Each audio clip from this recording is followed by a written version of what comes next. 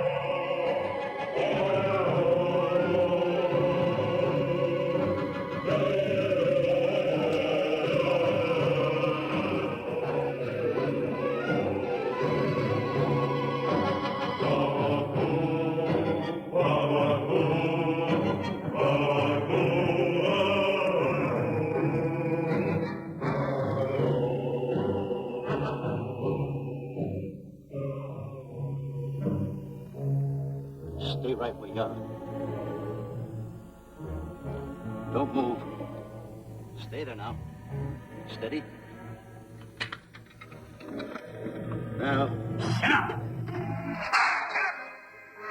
Sit up, you! Up, you fool, up! Sit up, I said. Sit up!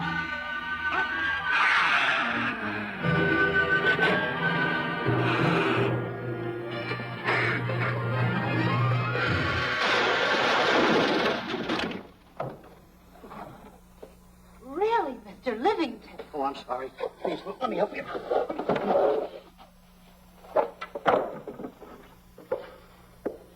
Oh, yeah.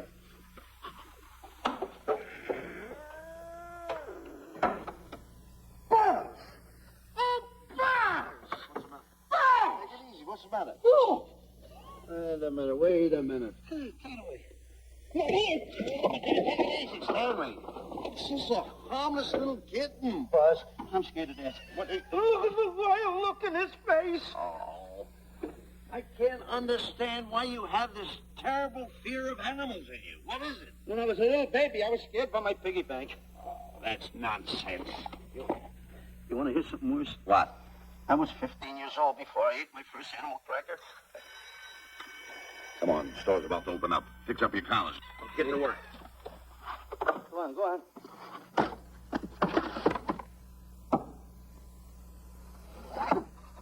In how? Yes, sir. That's the truth. How do you do? May I help you? Do you happen to have a copy of Dark Safari by Cuttlefield? I'll find out. Hey, Bob.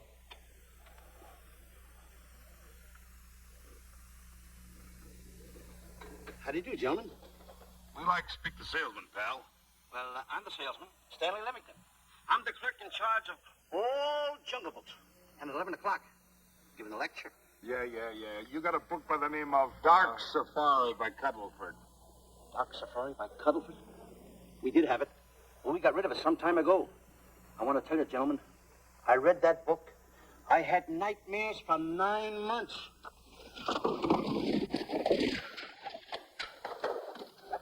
How well do you remember that book? Why? You remember a map in it? A map of that book? Of course I remember it. Could you draw it? Could I draw it? For $1,000? Draw that map and that book for $1,000? Mm-hmm. For $1,000, I could draw that map in oil. Okay, then meet us in the alley tonight at 7:30. And we'll take you to somebody who'll give you $1,000 the minute you lay down the pencil. Is it a deal? Shake. Okay, pal. See you in the alley tonight at 7:30. And be there, chum. Get me? $1,000 to draw that map. I'm sorry, but that book is out of print. In fact, we sold the last one some time ago. Oh, dear, I was afraid of that. I've been to every bookstore in the city. There's a map in that book that I'd give $2,500 for. Will you give me that again, please? I said there was a map in that book that I'd give $2,500 for. $2,500? Excuse me, I'll be right back. What are you doing? Hey, Buzz, this you'll never believe. There were two guys in here. Look, I understand. Look, Stanley, how well do you remember that book you read about Dark Safari? That's what I'm trying to tell you. There was two guys in here. Look, you remember there was a map in it. You two? Now, go away. What are you doing there? I'm drawing that map now. Oh, no, you don't. Wait a minute. Oh, you can't. Buzz, don't tear that up. I got a chance to make... Wait, quiet. Come on, follow me. Take it easy. Come on. Madam, you are the luckiest person in New York this morning. Allow me to introduce Stanley Livingston, one of the world's greatest wild game hunters. Oh, how exciting. Wild game hunters are my weakness. This is really a thrill, Mr. Livingston. So nice meeting you, too, but I'm really not... it might interest you to know that, when Mr. Cuddleford wrote Dark Safari, Mr. Livingston was right there. Wonderful. Then you must be very familiar with the map that is in that book. A map? Yes. Oh, sure. That's one map I could draw in a dark room even without a pencil. You see, your troubles were all over. I could make arrangements to bring him over to your home this evening. Oh, marvelous. No. I think it's a wonderful idea. No. My name is Emerson, Diana Emerson. How do you do, Miss Emerson? No, I got a date in the alley. She'll have to wait. Here's my address. See you tonight, then. Goodbye. Goodbye. That's the kind of girl I dream about. But you should see the ones I get. I tell you, boss, the guy said he knew the map backwards. So we made a date to meet him, bring him in, have him draw it. Yeah, and the little muzzler never shows up after us offering him $1,000. Well, you can relax. I found somebody myself this morning. You did, boss? Where? In Clopper's department store. That's where we found our guy. Wait a minute. Was he a silly-looking little fat guy? That's him. Why, that two-timer. You offer him $1,000 and he holds out for a higher price. The minute he puts his foot through the door, I'll break every bone in his head. You'll do no such thing. When he leaves, you boys can meet him outside and get my money back. We get you, boss. Now go out the side entrance. I'm closing a deal with the man who's going to lead the safari. Won't you come in, Mr. Beatty?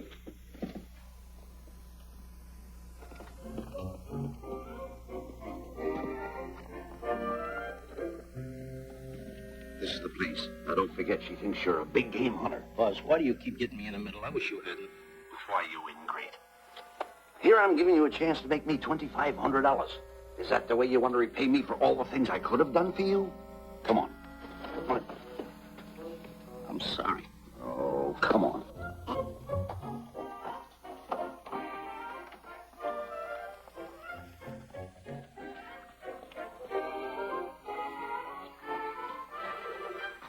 Stanley, will you come on? I'm shutting off the water. Well, turn it off and come on. I stopped it. Good. Come on up here. May I see you a minute, please?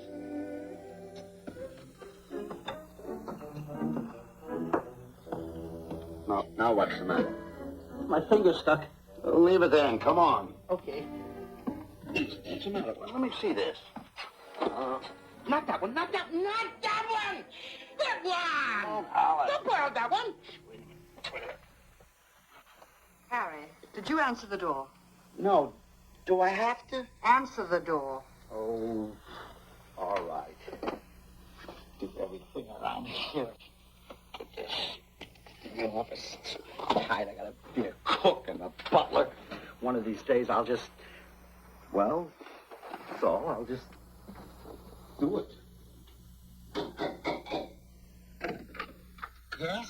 Mr. Johnson and Mr. Livingston to see Miss Emerson. Well, come in.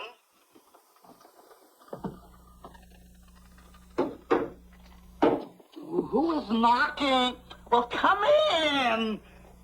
Miss Emerson is busy for the moment. Will you step in the living room, please? Thanks. Thank you.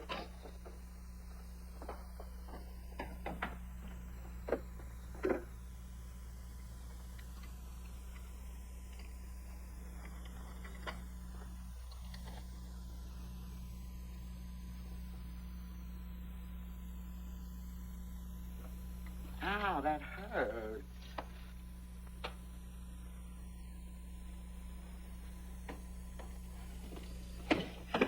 That belongs on outside. Yeah, I can't get it off.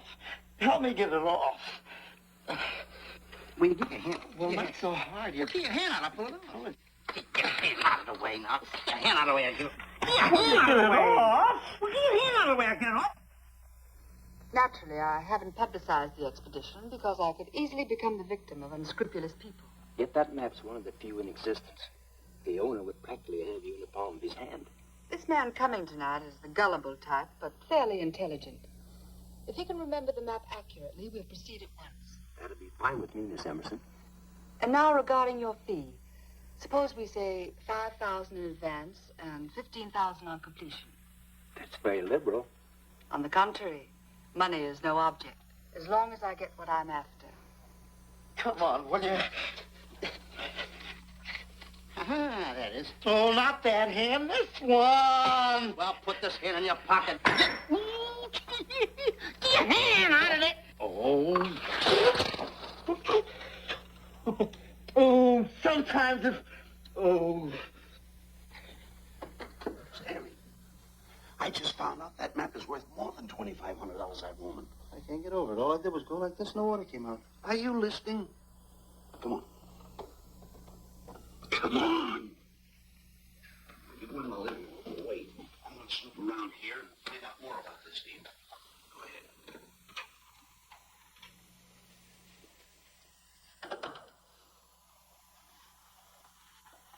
Who was at the door, Harry? Mr. Livingston and Mr. Johnson. Good. Where are they? They're in the living room. I'll see them in a minute, and we'll have coffee in the library. Harry, I'm phoning Gunner to come over. Please leave the door open. Yes, ma'am.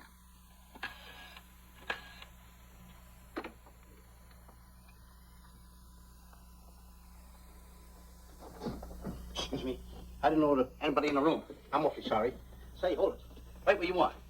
You know, you standing in front of this here picture reminds me of my last expedition in Africa.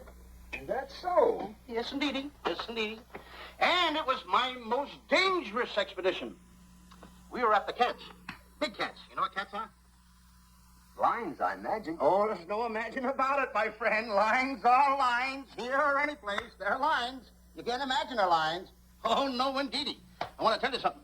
My first afternoon out, I bagged 64 lines. Gad, what a hunt. Really? Oh, yes.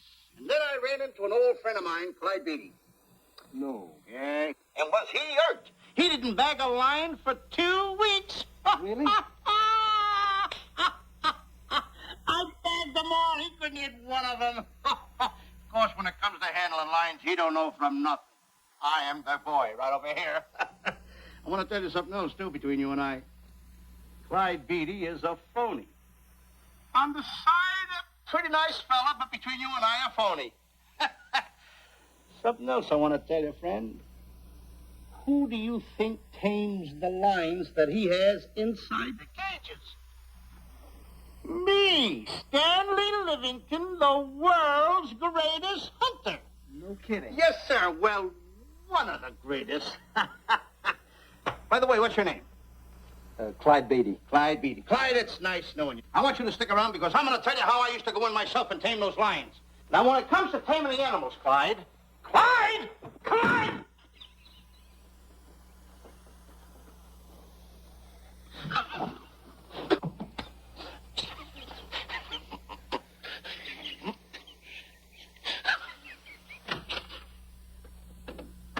Oh, good evening.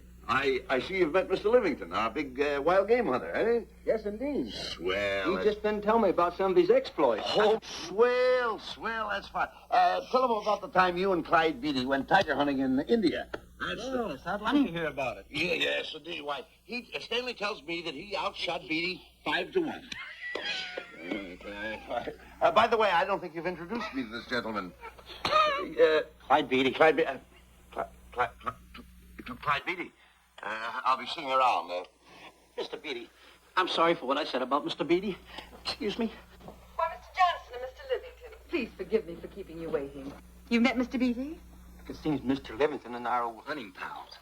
Won't you gentlemen have some coffee? And after coffee, we'll have Mr. Livingston draw the map. I'm terribly sorry. Mr. Livingston will not be able to draw the map. But he's got to. The whole success of my trip depends on it. You mean you intend to take a trip to Africa? Very definitely. I'm planning a safari. I wonder if I may be excused. I know you folks would rather talk business in private. If you don't mind, I think it would be better. Mr. Beatty's hat, Harry. Excuse me, gentlemen. Good night, old friend.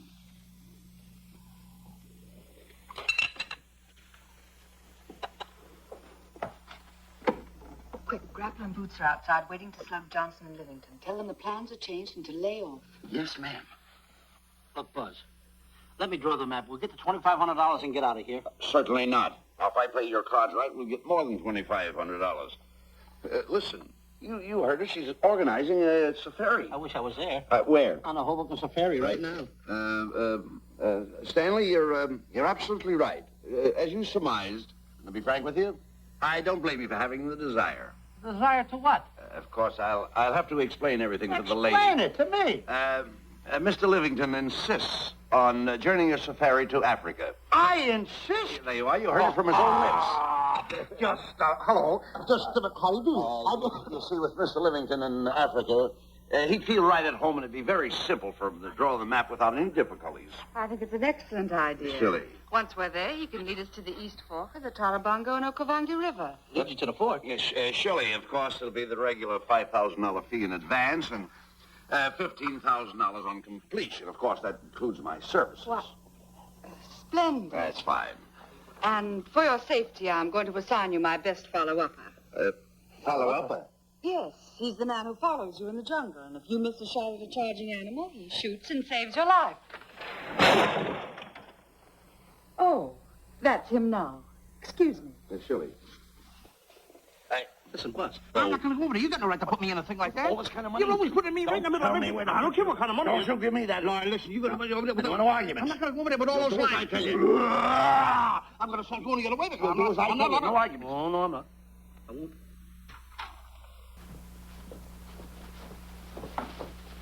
Gunner, I'd like to have you meet Mr. Johnson and Mr. Livingston, Gunner Jensen. Hi. I don't want to seem inquisitive, but just what are we going to Africa for? Well, we're going after an orangutan gargantua. Orangutan gargantua. Excuse me, please. Pardon? May I see you? What's an orangutan gargantua? It's a big ape. Oh, a big ape. Yeah, stop worrying. Make? Excuse me. Pardon me.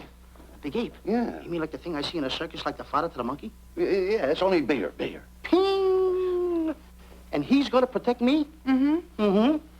Gunner, show them how you can shoot the Winchester.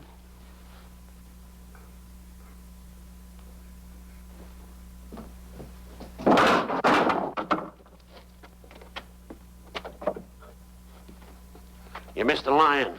I raised the gun to my shoulder, looked through the peep sight, and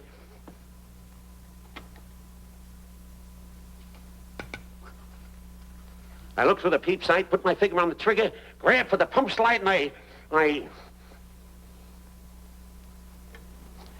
No pump slide. Stanley. Stanley. Now, where did he go? Stanley!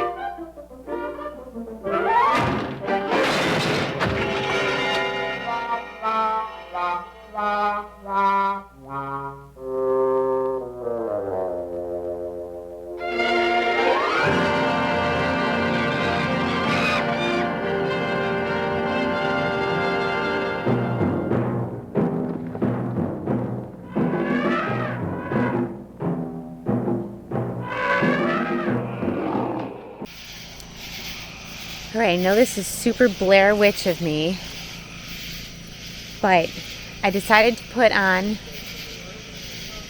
a disguise and infiltrate a camp out for survivalists and other people. So I'm here at camp, which is super fun, but there was huge storms today. Some people were trying to get out of here to leave, and there's giant trees over the road, and we're blocked in. And I don't know if we're getting out.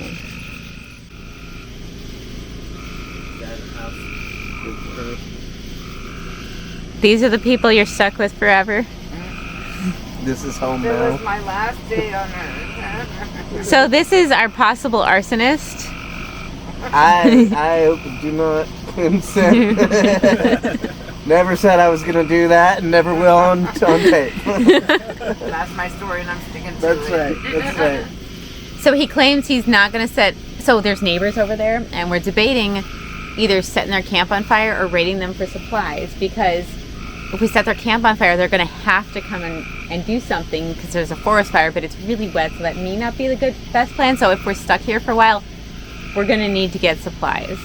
Yeah, I feel much more comfortable stealing supplies than I do setting their camp on fire. All right, how are we going to distract them? Are we going to, like, injure them or just distract them? No, we You should just... go out there on Billy's paddleboard, take your top off, and In the dark? What's that going to do? no, we're not doing it right now. Oh. Y'all are like Lord of the Flies. No, it's better because if I do that and somebody takes a flashlight and shines a spotlight, then everyone will be distracted because that'll be the only thing people will see. That's true. It'd be just like a white body. Yeah, Like, everyone run off and get their supplies. So, our plan as of right now is that I, Connie the Badger, will go on a paddleboard and take off my top, and we're going to shine a spotlight. And then everybody else who's not distracted, looking at you, will go and get supplies. And then we'll be set up. But then they'll probably come and burn our camp down. And that's going to get the help. That's true. And then we got to figure out who has more guns. Because there's retaliation coming if we do this. Oh, yeah. Yeah. I know Dylan and I brought our guns. So. Okay, so we got guns in camp. Yeah. Well, we could circle the wagons, build a little fort over here. We should build a fort before we start doing any raiding. Before we call anybody to help us. Yeah. I mean, I guess that's true. That's a good point. Some people over there, do we want to create allies? Should we let them know? I think so. We gotta scope it out and see who's got better supplies. I think we should annex their campsite. It's true. Start expanding our borders. Yeah, and they can either join us or they're going to the bottom of the lake. Gulag. We'll send them to some gulags. Team imperialists. We need somebody to. Man, this became Lord of the Flies like within 20 minutes. Like, this did not take long. Reminder: never get stuck in an emergency with these people. Like I thought I was a nice person until this. It turns out I'm not. Connie the Badger was just telling us earlier today about how she would gladly eat somebody's leg in a survival situation. So. No, I did not say a survival situation. I said out of curiosity. Yeah. That's the difference. As long as there was consent. Connie. No, I didn't say they had consent. I'm just saying if somebody offered it, I would try. Yeah. Connie, and I did see. You don't even know if you would do it when you're faced with it. But yeah, but. You have to. Well, I would try a human, but not an animal. But I guess if it came down to it, I don't know. I'm not there yet. I'd rather annex campsites and like raid people for supplies and like forage. At least go out with the dynasty. Yes. You have a second possible arson. We need some serfs to build a castle. You're not, kid. You're not supposed to incriminate yourself on camera. Get you to a cemetery up here. Wow. Especially with whatever contraption you have in your mouth. It's pretty identifying. I mean, I can abandon it. Yeah, exactly. Yeah. You could grow a shady beard, shave it off. Yeah, just throw it in the water. No one will ever find the evidence. On the west coast of Florida on the 25th, so if I don't show up, she might send people after me. So possible. We've got to wait until the 25th. After the 25th. I have no idea what today is. It's like the 20th. You know, isn't there like a guy? I remember Sarah saying last year, the guy who mans the dam, who's the one who manages it, like the one guy. Maybe we can get. Why don't you like walk through that tree mess and just get to the dam? I was gonna say, is the dam on the other side of the tree or is it on this side? The other side. We couldn't drive it, but it's not that far of a walk. You just gotta. Yeah, but if it's a mudslide, you're not getting through it. Yeah. Tell you what, my car only costs $1,500, so if, you can burn it down.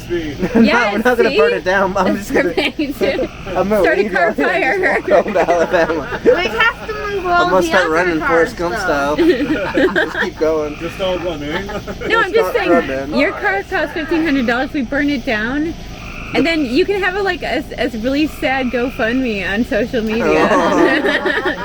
Had to burn my car down to get the fire department to rescue. Like, we'll tell everybody what a hero you are, and then like people will donate like at least $50 for you to get a new one.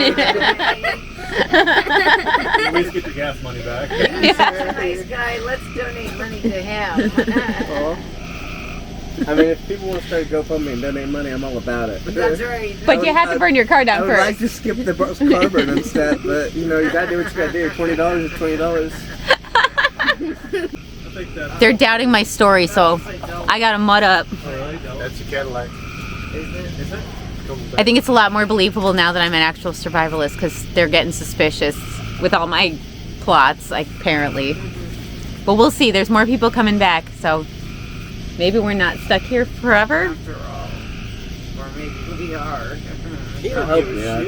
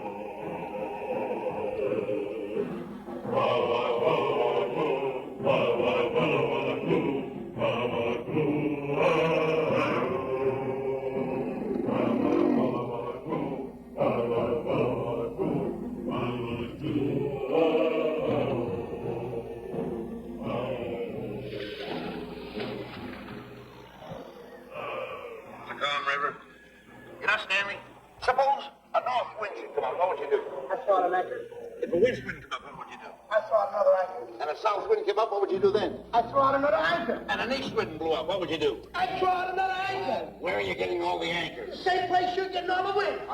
Will you keep quiet? I'll row your boat.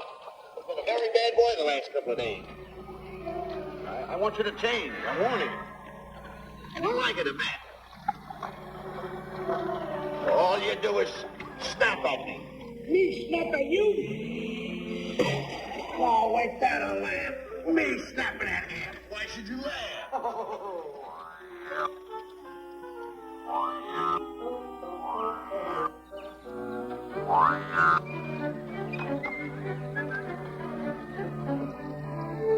Don't splash.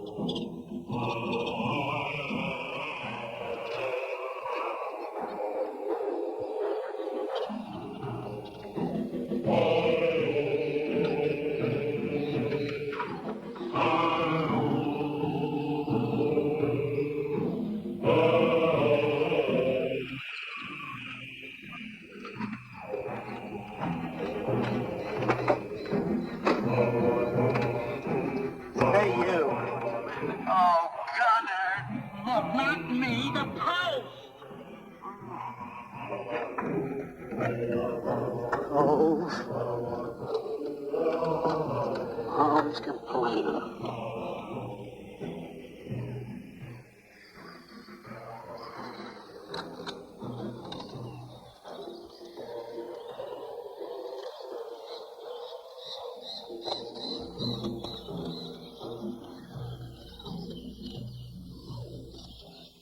Hello. Hello. The cat's coming along fine, Miss Emerson, and in the morning we'll start for the interior. Very good. Well, we've looked the whole place over. You want to know something, boss? This don't look like a place to find diamonds. We're supposed to be after an orangutan. And another thing, boss. I'm getting awfully sick of these two guys you're depending on. They're always fouling us up. Just be patient. It won't be long now before the map is in my hands.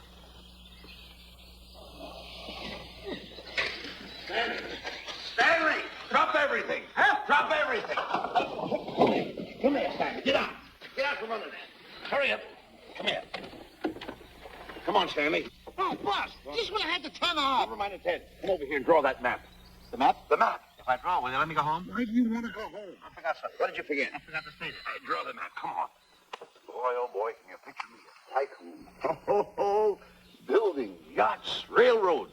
I don't know. I might even buy an airline. According to how I feel. Why, winters in Maine, summers in Florida.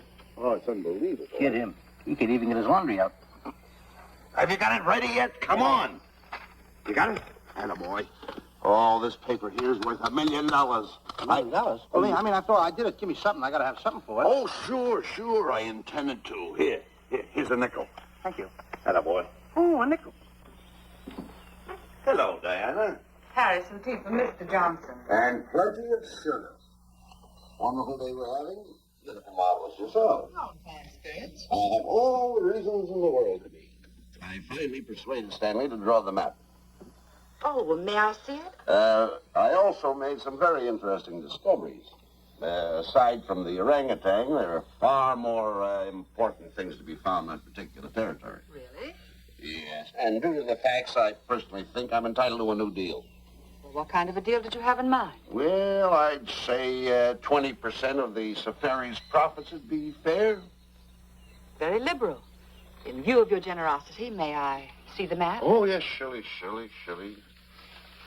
Now, this map will take you right to,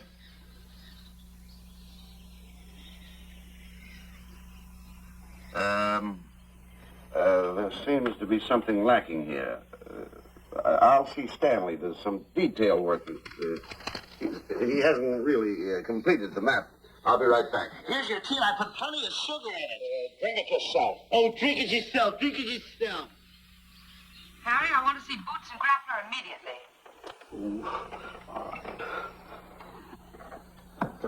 Come here. Why, Sally Cat? Now, what's the matter with you? Thought you were putting something over on me. This is not the map that was in Cuddlefoot's book. Oh, yes, it is. This thing tells you how to get to Clopper's department store. Well, that's the map. I used to keep that map in Cuddlefoot's book. Listen, you nitwitted numbskull. These people want a map of the Bangui territory. Bangui territory? Bangui territory? Yes. I was wondering why they want to pay all that kind of money just to find the directions how I get to Clopper's department store. That I couldn't understand. Just a minute. Do you realize we're in the most dangerous spot we've ever been in our lives? Dangerous spot? Dangerous spot. Is it worse than the time when Skinny Marie knocked the chip off my shoulder? Oh, certainly. Worse than that? I should say it is. And the time I drew the line like that? Far more. Yeah, but that time he came over the line. It's worse than that? Never mind that. It's worse than that. Oh, are we in trouble? Wait a minute. Oh. We got to do something. I have it. We've got to get out. Come on. Come on, hurry up. All right. I'm here. Come on. What you doing, boys? Going somewhere, fellas? We were just going to take these little trunks inside the tent. Get moving. Go ahead. Knock the chip off my shoulder. Not that. Your head's liable to go with it. Oh. Go on, get moving.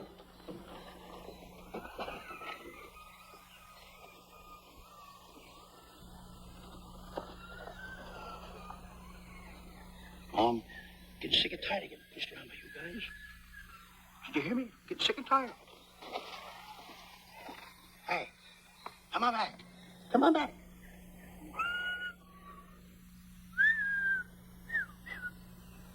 Hey, come on back. Hey, come on back. Hey!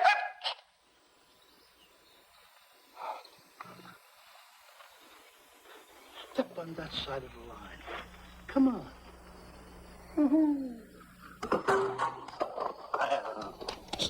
Stanley, no. Don't bother me.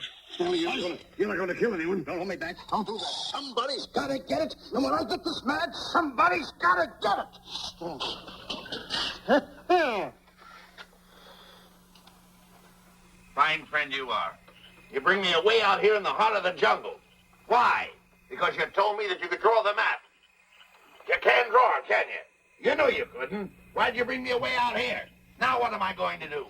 What am I going to do with the boats I was going to buy, the buildings I was going to buy, the railroads I was going to buy? Put that down. Fine, how do you do? Nice goings on from a pal, from a friend. I never expected from you. I'll have to go into bankruptcy, that's all. That's all that's left for me to do. And what'll my friends say?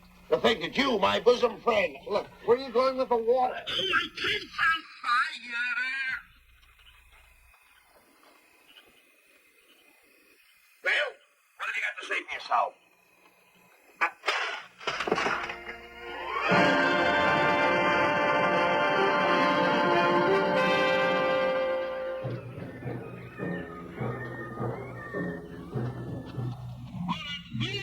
Stop. Hold on, further. What are you stopping here for? It's early yet. Well, this is where Cuddlefoot stopped.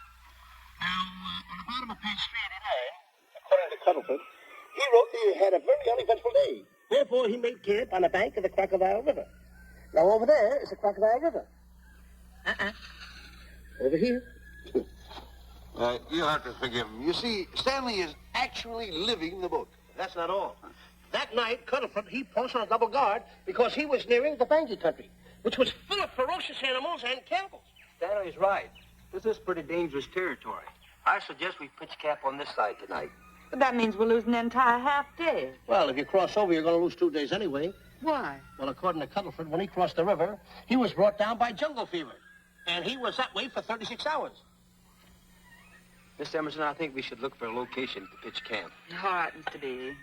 Stanley, come in.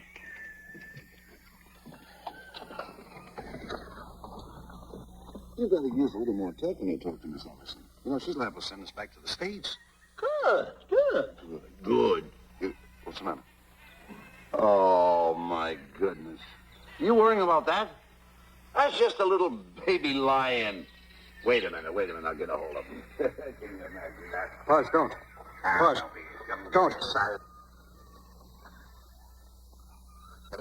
Remember what happened in Copper's department store? Don't do it. Now, don't get excited. This little cat was raised on milk. So was I, but I ain't meat now. Take it touch away. it. Go ahead, Go touch back it. to his mother, huh? Touch it. Now, go ahead, touch it. There you are. You see? Yeah. There you are. Come on, go ahead, now go ahead. There he is. Look how cute he runs. Hey, I got my finger back. What do you mean you got your finger? You touched him, didn't you? I touched a real lion. That's all there is to A it. real lion. Brave, too. Well, that's it. Just like that. That'll take that fear out of you. I'm going to capture that little baby lion. I'm going to bring it back to Diana. Hey, wait a minute. That's a good idea. That'll put us in good with her. Yeah. Go ahead, kid. I'll see you at camp.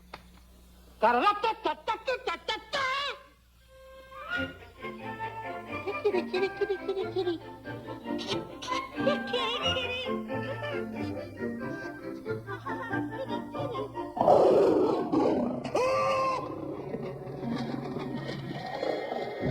Hey, Buzz! Buzz! Come on!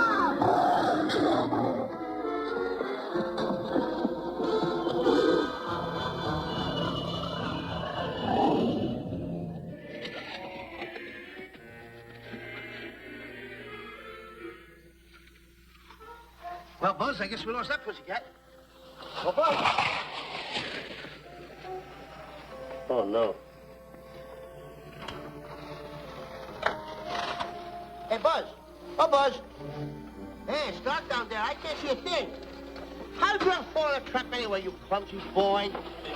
I'm going to throw you some rope down there. Can't see a thing, so grab for it. Now, boy.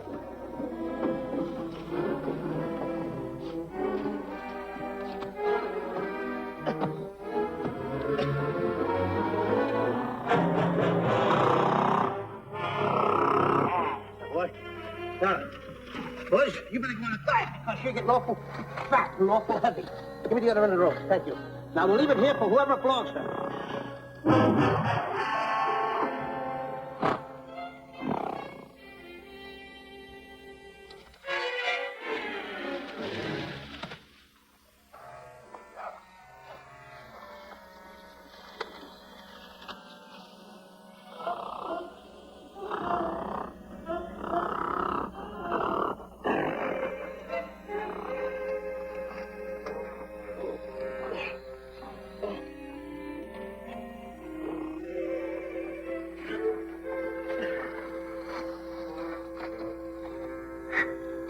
Hey! Brooke! Buzz!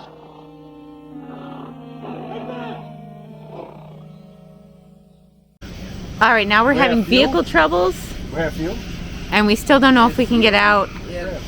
It's very likely that we're going to be here for a long time. There's a dog peeing on a car. We do have some For the next 10 minutes, probably. Yeah. The generator. But I'm already planning the next people I need to sneak up on, so we're going to have to figure this out. There's a camp right over here.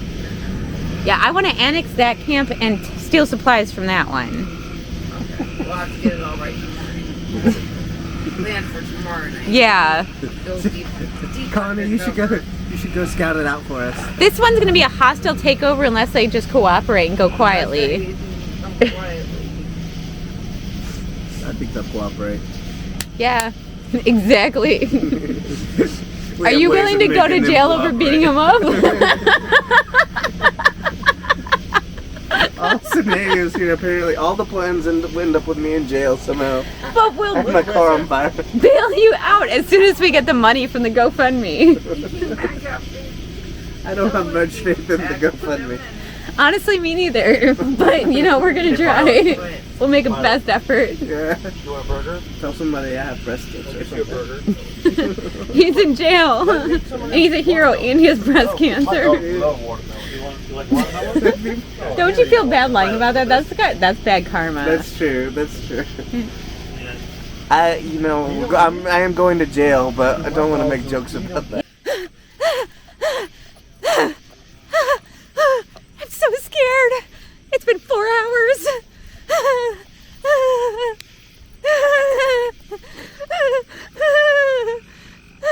I am the notorious survival expert, Connie the Badger. And even though I have like no skills, I realize that if you act like you actually know what you're doing, like people will believe you. And they seem to have accepted me into their camp. So I showered in a lake. I've walked around barefoot. I think I'm getting the hang of this. It's a really fun group. I'm learning a lot of stuff. And we've been rained on a lot. I'm sleeping in a tent. So life is good right now. I'm gonna go check things out. There is actually a few legends in this area. I'm in a spot where I have no cell signal, no internet, nothing. So I don't have a way to really get my facts straight. I'm gonna talk about that later.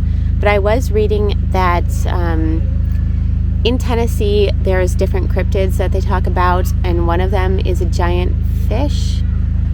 It's supposed to be in the Tennessee River. Right now I'm camping, and I'll show you the lake. I'm on Lake Tellico, and it's on the Little Tennessee River. There's a dam, and then it goes down the Little Tennessee River, which I was kayaking on.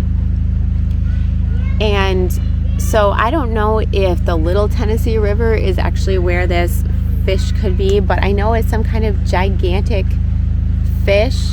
I think it is like a 500-pound catfish or something called Catzilla that could be around here. I was kind of trying to look for it. I actually in the process ended up dumping my canoe, and now I'm drying my phone out, so I especially can't look, not canoe, kayak. I especially can't look up anything right now, but I'm going to take a little walk around. There's not a lot of people here right now, but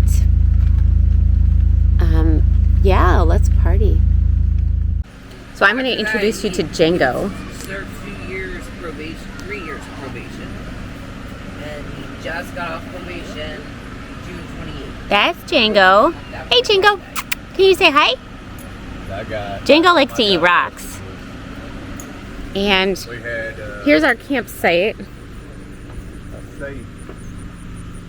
Had several $1,000s in it. That porta potty is less functional.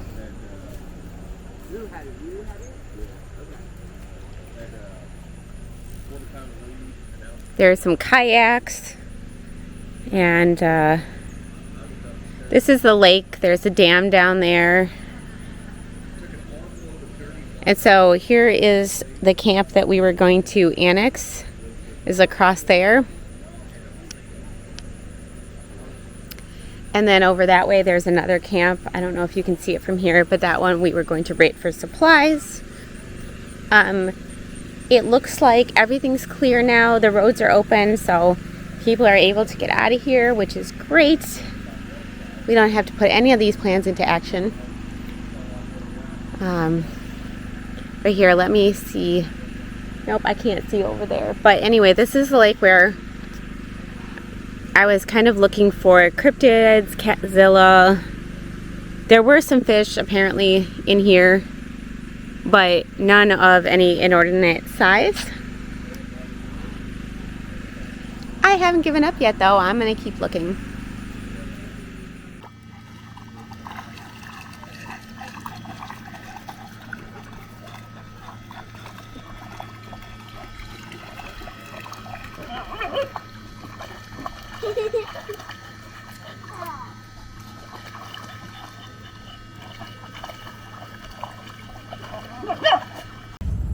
Hey, Trey, can I get a quick interview with you?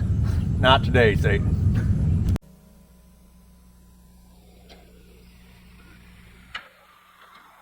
We better go over and check on that trap.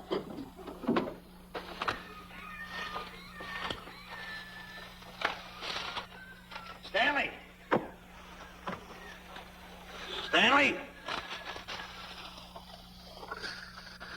All right, boys. You've done a good job now. Take them back to the truck. Come on, boys. Back to the truck.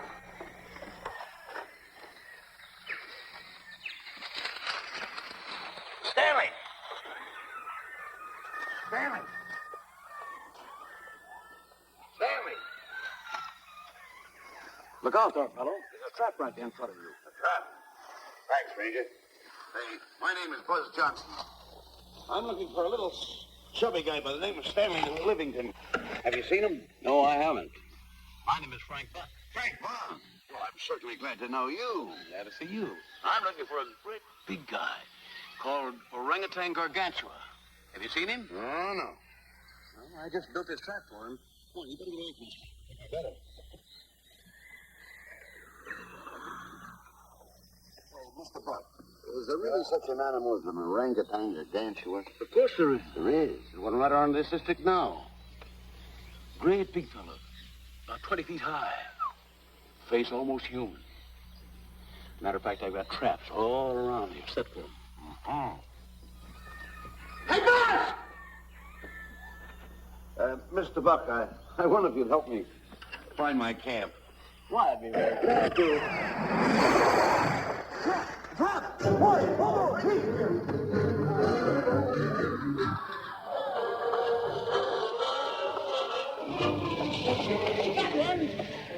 Give me a baby, though.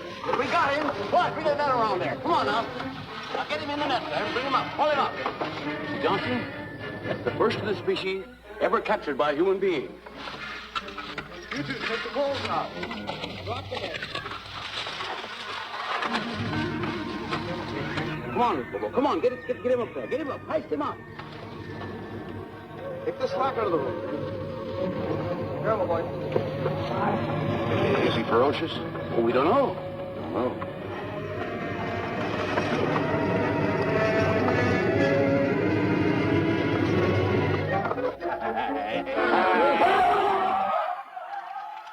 It's Stanley. Stanley, where have you been? I've searched this jungle all night long for you. Last night I want to take that shot. This is no time for clowning. Come on, now listen. What are you trying to do? Make a monkey out of yourself? That's All the extra work you did for my men here. Listen, are you the guy that dug this hole? Yes, I am. The least you could have done was put a red lantern in. I'm going to report you to the African League for better road improvement. I certainly am. Take it easy. What are you trying to build anyway? A trap? Yes, a trap. You're doing it all wrong. What do you mean I'm doing it all wrong? This guy don't know from nothing about building a trap. I showed Frank Buck how to build all his traps, every one of them. He listens to me. I'm one of the biggest game hunters in the whole world. That's why I'm over here. Wait a minute. You got the whole thing. It's slung. Will you keep quiet? It's slung over here. Will you keep quiet after what I saw last night? I'm the boss. I know what I'm talking about. It's who's this fellow? Frank Buck. Frank Buck. How do you do? Yeah. I'll see you later, Mr. Buck. Yeah, well, get on with the truck and stand over there. Boys, set the trap again now. Get it all ready. Mr. Buck, the boys have finished resetting the traps. All right, go down the other way now and set the other one. I'm sorry I fell in your trap. Oh, that's all right. But last night I saw something like I never saw before in my life. Now, even in a nightmare, I never saw anything like this. I'm looking like that. Keep your feet, come on.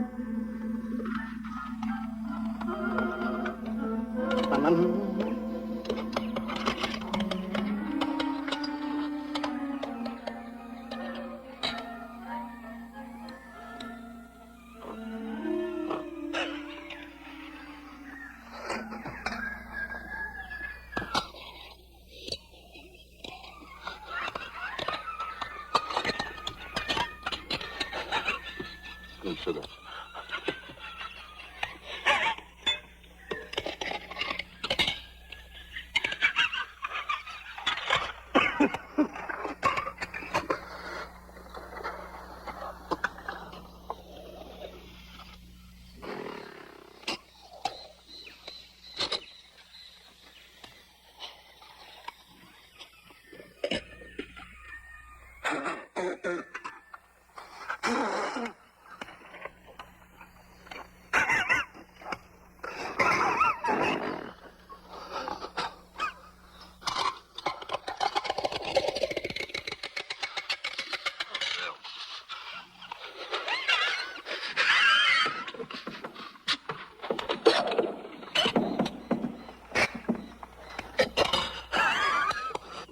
you so nervous? Don't play with it, eat it.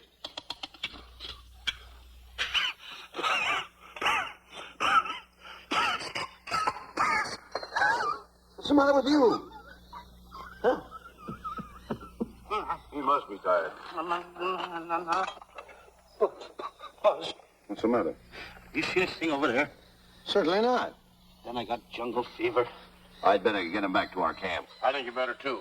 Now just follow the trail exactly as I told you, and you won't miss it. And look out for my traps. However, I think you better take a gun along. Well, George, I think we can use one. Yeah. Thanks a lot. All right. So long, Mr. Buck. So long. So long, Bye, boys. boys. Come on. Take it easy. Take it easy.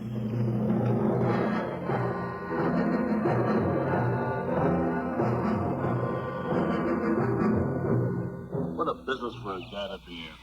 Crocodiles and lions bring a lot of dough back in the States. You can have it. Okay, boys, you're finished. Let's go back to the compound.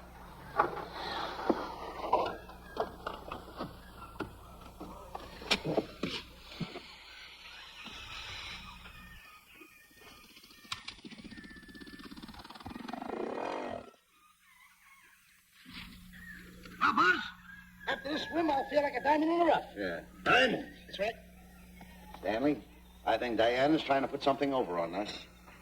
Doesn't it seem funny to you that as soon as Clyde Beatty goes out to bag lions, she lets us come down here to take a swim in the river? Oh, tush. Now, never mind the tush. I can use it. Just a minute.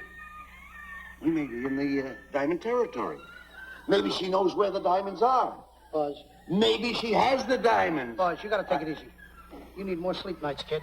Now, forget about diamonds. I'm a little worried. Don't get worried. Hold it. I know. Come on. Let's go in and take a bath. A bathe or something. And swim nicely. All right, put it down. Put it down. Come on, let's go. Well? The last one in is a whole maid. Wait a minute. Where are you going? I'm gonna dive in. In there? Of course in there. I ain't gonna dive in over there. Your head over there. Did you read this sign? What? Do you know what that sign says? Who's walking on the grass? Wait a minute. You can't dive in there. There's nothing but crocodiles in there. Oh. What? Crocodiles? Don't get excited. Don't get excited. You see over here, there's nothing but nets. I dive inside the net. Yeah, the crocodiles can't get in the nets. That's good. That's swell. Go ahead right in. Enjoy yourself. Okay. You make it? Oh, come on. That's warm. It's cute. Sure. Shut up, boy. Whoa, boy. Where you going? What a belly flop. Hey, Buzz. Right. Watch my impersonations. Oh, you do impersonations? Yeah. Watch. My first one. A seal. A seal. Here I go.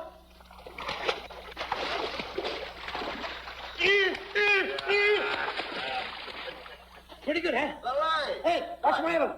What's it? A whale. A whale. Oh, That's a whale. yeah, hey, watch this one, Buzz. An alligator. Look, I want to go in there too, you know. Where did I do the alligator? Well, let me go. Here I go.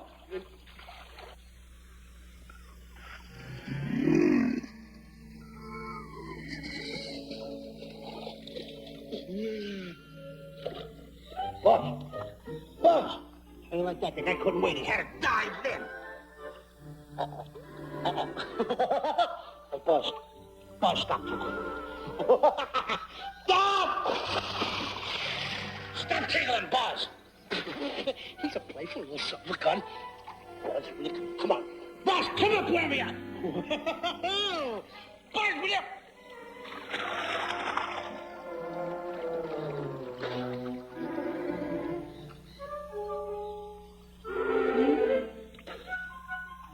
Buzz. Buzz. Will you come around? Buzz, will you stop? I don't want to play anymore. Buzz, no more now. Will you come up wherever you are? Oh, Buzz, I even get my...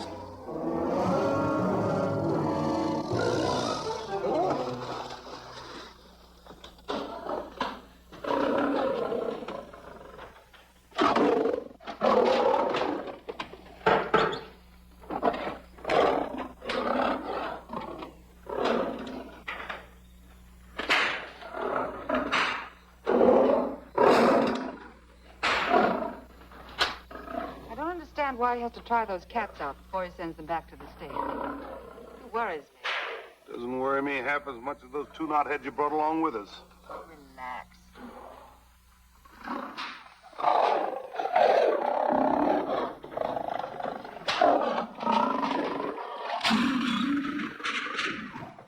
Boss, please don't make me do this. You're going to do it. I don't wanna.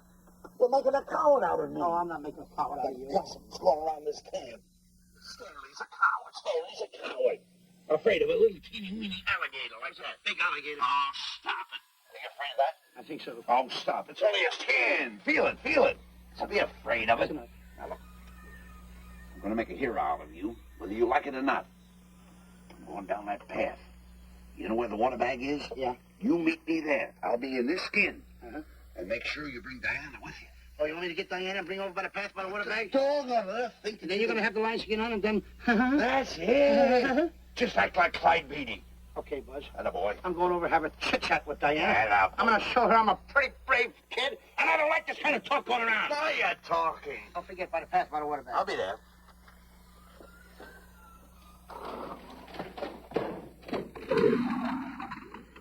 Well, boys, in a little while we can say goodbye to Mr. Beatty and his lions and crocodiles and cages. Tag this one for shipment back to the States. He's a good one. And get the other 3 ready for the training cage. I'll be back later then to work them out.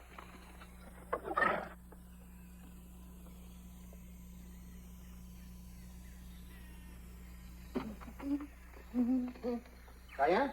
Yes, Stanley. I would like to have a chit-chat with you, if you don't mind. Of course. Excuse us, fellas. Now, a few things I want to get straightened out. Yes? I'll tell you over here. Diana, there's some talk going on in this camp, and I don't like it. I don't like it no how. I'm getting plenty peeved about it, and I have a right to have a drink. People are going around saying that I'm afraid of lions. Well, that's not true. That's a lie. I'm one of the finest big game hunters in the world. No one surpasses Stanley Livingston. You think the lions that Clyde Beatty catches are big ones? They're nothing but kittens. A little bit of kittens. Why, I want to tell you something. I'm going on a big game hunt myself. I'm going to catch a lion just for you to show you how big I can catch them. You afraid of lions? No. Good. Take a look.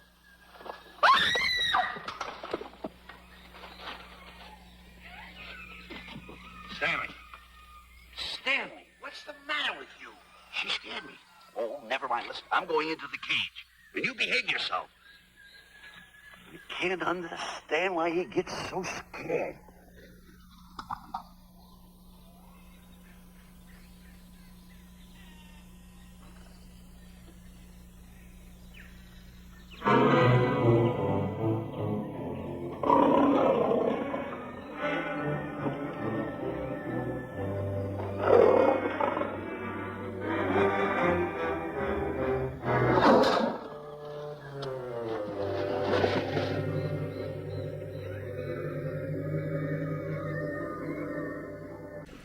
Hey, we're back with Connie the Badger, and I'm here to talk to Andrew Bishop. So Andrew, where might people know you from? I was on season 14 of Naked and Afraid. Oh, which episode? It's episode 12, The Labyrinth. We were down in southern Colombia. It was a really beautiful place. Have you been to Colombia before that? That was my first time in Colombia, but now I've been 4 times. I love it a lot. I recommend anybody who wants to go someplace beautiful, Colombia is a great choice. So what made you apply for the show? I would say, since I was a little kid, my lifelong dream was to run naked in the jungle with a bow and arrow.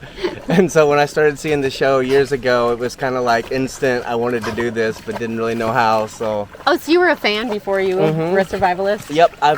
Before I did my challenge, I'd watched every episode up to that point at least twice, so big time fan. How did you get your start in survival stuff? How did you learn your skills?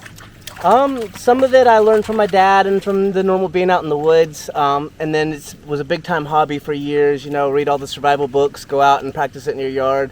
And then I decided to get into a career that would help me learn some more of that stuff. And so now I work with indigenous people in South America and try to learn the stuff they know.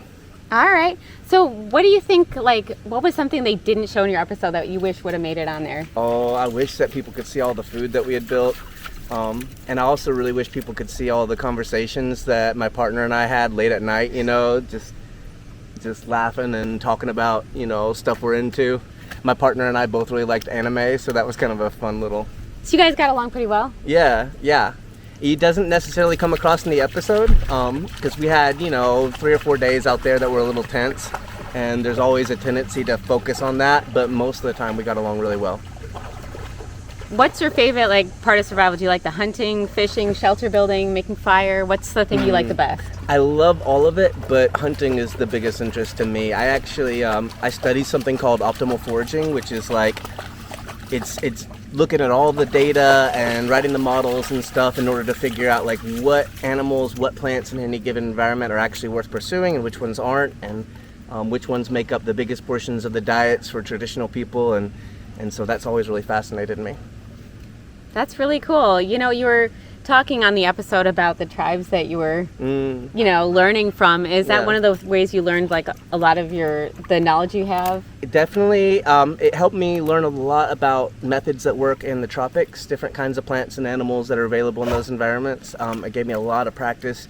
And I think it also, the most useful thing was that like, it gave me an opportunity to actually experience using these skills, because it's one thing to practice in your backyard, it's another thing to go out and spend time in the wilderness and have to rely on this stuff, and it really shifts your priorities.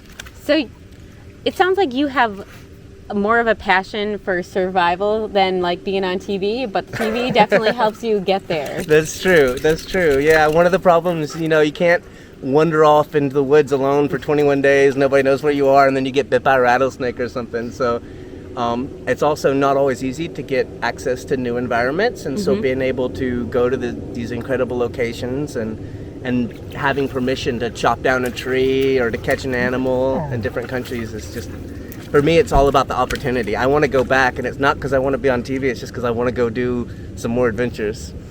Would you do an XL if you were invited? I would love to do an XL. I'd do a 40-day, I'd do a 60-day. Would you do Last One Standing? Yes, but it would be a different experience. I think if I went into Last One Standing, I would not treat it as a survival adventure. I would treat it as, you know, a competition. And it kind of goes against what survival's all about, because survival's about cooperation, supporting each other, building teamwork, and Last One Standing is pretty much the opposite. It's like a skills challenge. Yeah, it's a skills challenge, and it's also a little bit of a social challenge. You know, there's a little bit of mind games that go into it, and alliances, and it looks very physically taxing too. Yeah. How did you get ready for your challenge? Well, the number one thing I would recommend to anybody who's on their way out there is make sure you've got extra weight. I would recommend you have at least an extra pound for every day you're going to be out there. Wow.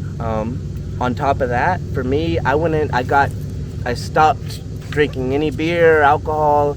I cut out all caffeine for about a month beforehand to just make those first few days easier. And then I started doing intermittent fasting. So I wasn't eating until 5 p.m. every day. And the advantage of that is it keeps your blood sugar steady throughout the day, so you don't have those crashes and the mood swings that make people really suffer the first few days out there. Stand back! Have no fear, fair lady of that wild beast. I, Stanley Livingston, will protect thee, and yous too.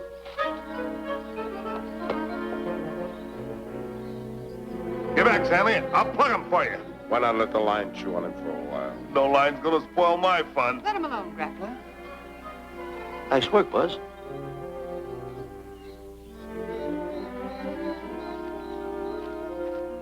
Look. He's heading him toward the cage. Well, I'll be. Come on. Get in the cage now. I'll show you who's the boss. Come on.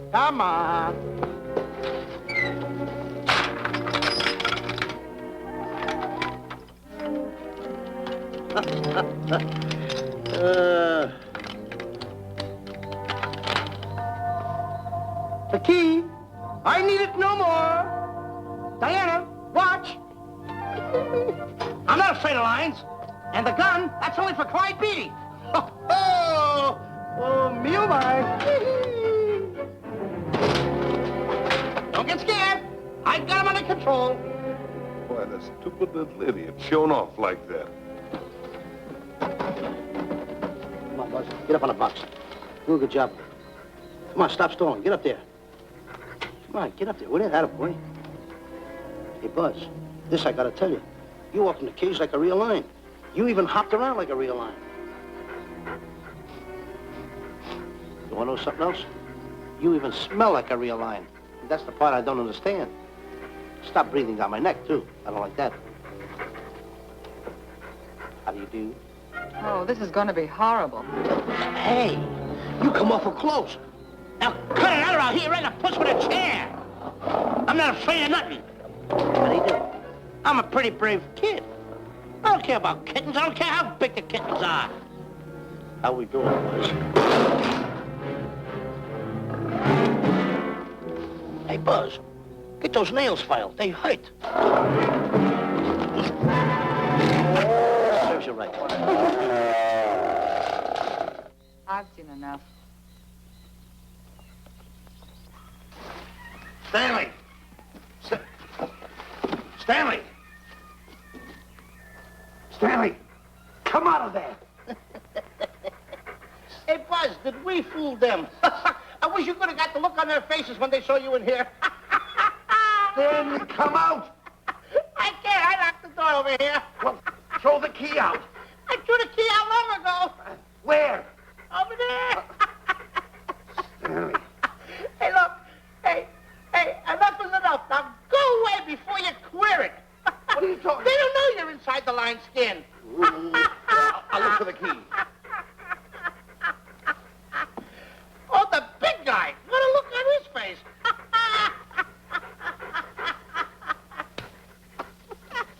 Buzz, I'll tell you, you should have seen that big guy's face.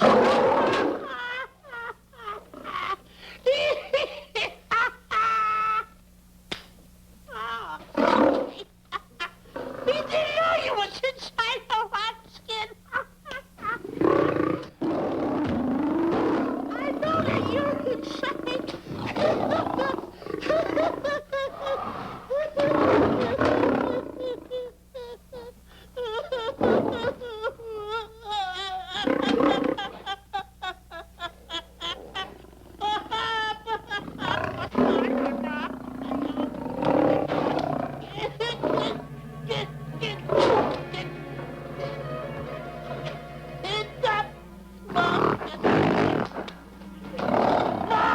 I'm paralyzed.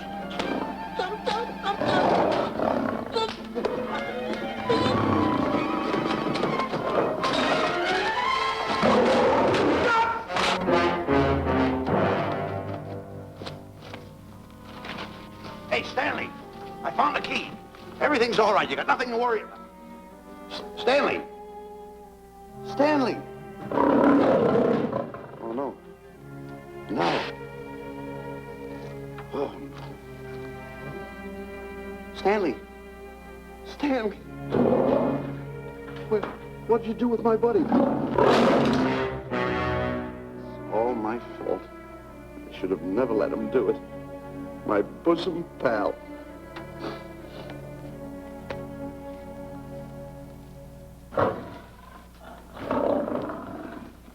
Why is this cat in here? Who locked this gate?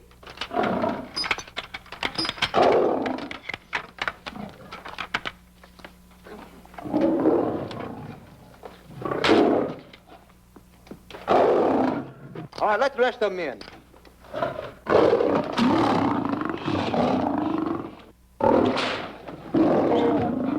Come on.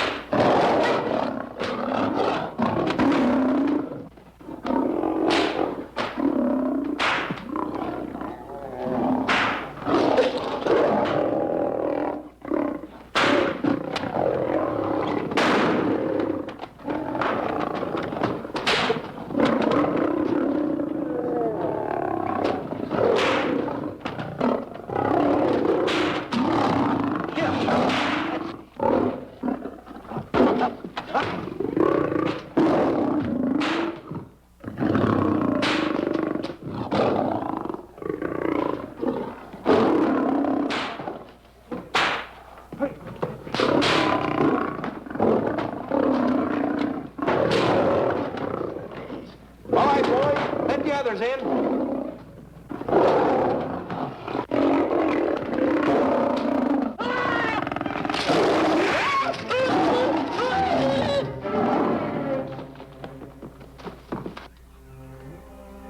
Oh, this is terrible. Stanley. Stanley, it's all my fault. Don't blame anyone else but me. Stanley, how was I to know that a real lion would go into the cage? Oh, this is terrible, Stanley. How could I? Oh, snap. I just lost the best friend I ever had. Oh, if he was only here. There's a kid's never done a bit of harm to anyone. He was a nice boy. What a man he was. I never appreciated it until now. No, you didn't. You was mean to him all the No, time. it's too late. It's all over. He's gone. Yes. The way I used to trap him and set him into things that was all wrong. I would send my worst enemy out to do the things I taught him to do. And the way I used to cheat him. You used to slap that poor kid all over the face.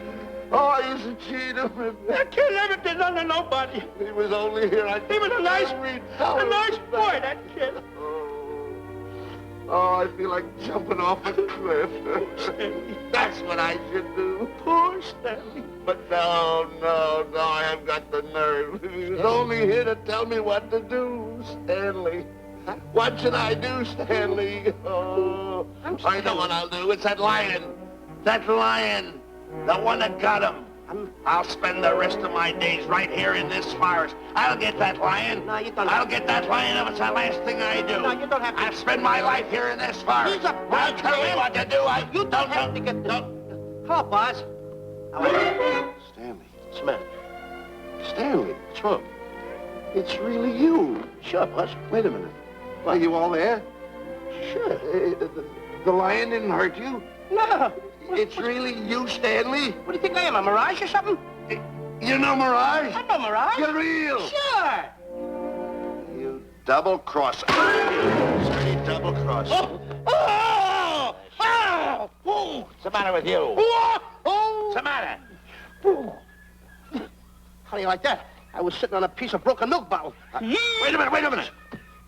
That's a diamond. I'm going to throw it away. No, that's a real diamond. That's a real diamond? That's what I've been looking for. That there, kid. No, don't touch. Don't get hoggish. It's mine. I found them. I found the diamond. Diamond, that's a piece of broken milk bottle. Don't tell me what it is. There's another piece over there. I've been looking at that one for a long time. Stanley. It's another diamond. A real diamond. Look at him. Look. Stanley, look at here. Come here. Follow me. There's another one. This is unbelievable. Come on, Stanley. Stanley, look. Another one. I'm rich. I'm wealthy, Stanley. Can you imagine? Look, Stanley. Come here. Look at here. Look, Stanley. Another one. I can buy buildings. I can buy polo ponies. I can buy yachts. I can buy everything that my heart desires. Stanley, do my eyes deceive me? Look, Stanley. Stanley, another one. Stanley, look at that. Look at the size of that diamond. Well, don't stand there. Think of something I can buy for myself. Think of something. Put that away. Can you... Stanley, look at here. Look at here. Stanley, two of them. Hold these, Stanley. Hold them. Don't drop them, Stanley. What your eyes see, your heart must believe. Two of them. Real... What are you doing with my diamonds? Trying to steal them? Yeah, that's not... Oh, that's my diamonds. Look at the size of them. Stanley, do you realize... Here, Stanley. It's another diamond. Another diamond. Look, we're on the right trail. Stanley, look, Stanley, come here. Stanley, my back is broken. Pick that up. Hurry up, put it on here. Want to know something? What? There's another one. Well, pick it up. Put it on here. I'm watching you.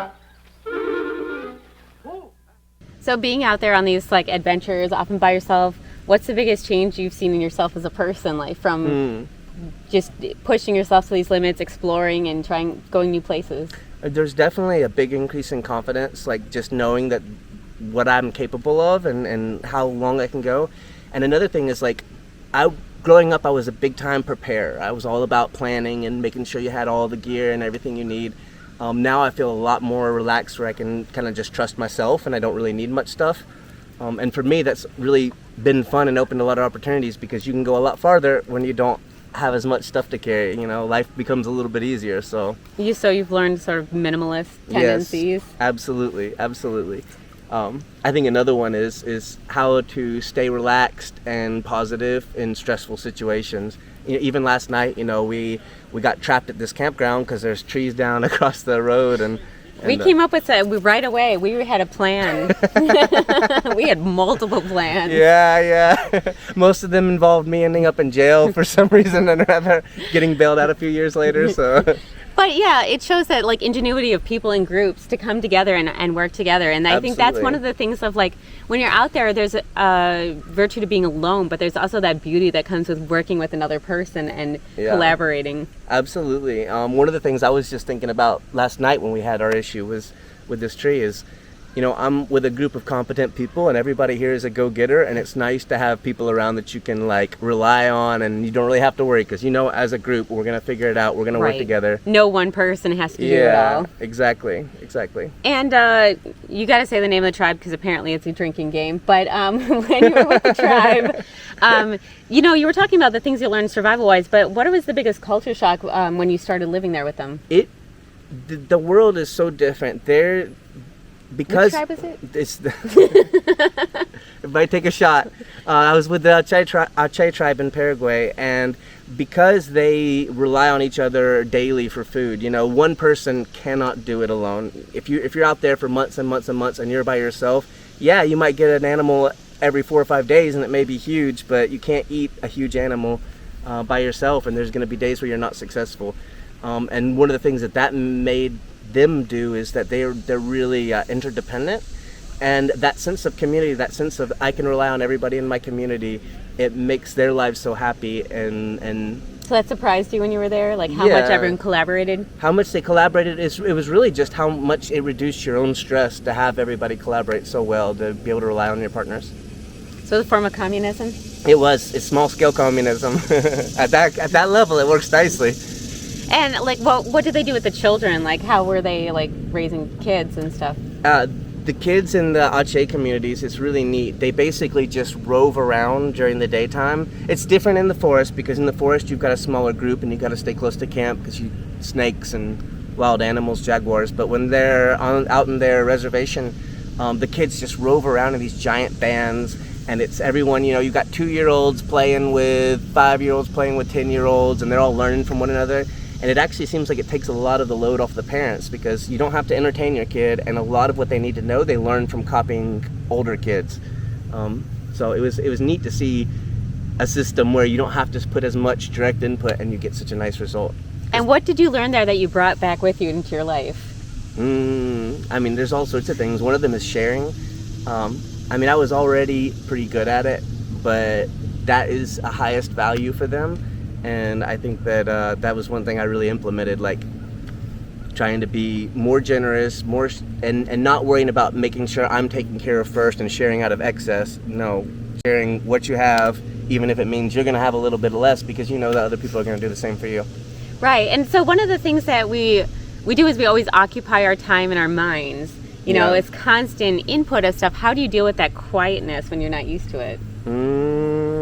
Well, honestly, they're not very quiet while they're out there. When you're hunting, you're doing stuff. Yeah. But the rest of the time, people are sitting around making fart jokes and telling stories over and over again. On your challenge, when you had that when your partner is sleeping or you're not around and you have that absolute stillness, or. I love that. That's an environment I thrive in. So I didn't find that a challenge. I really kind of found that as one of the biggest benefits of being out there.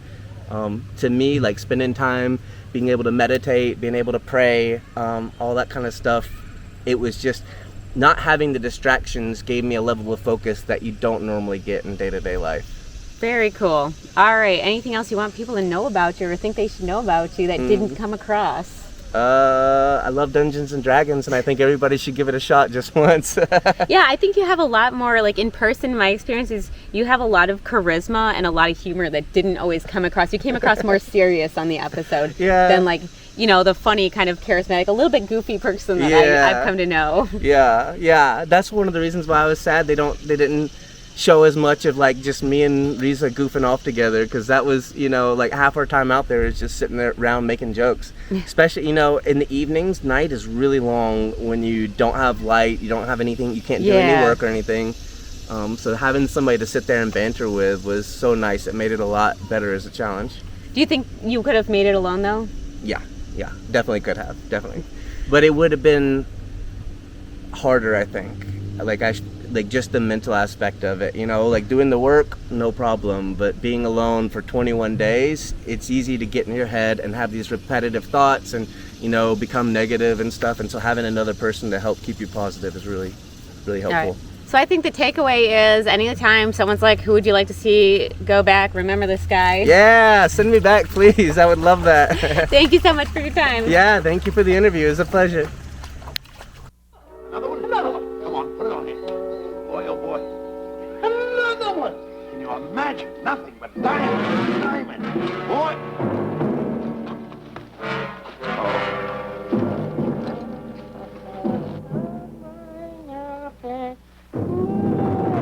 There comes over.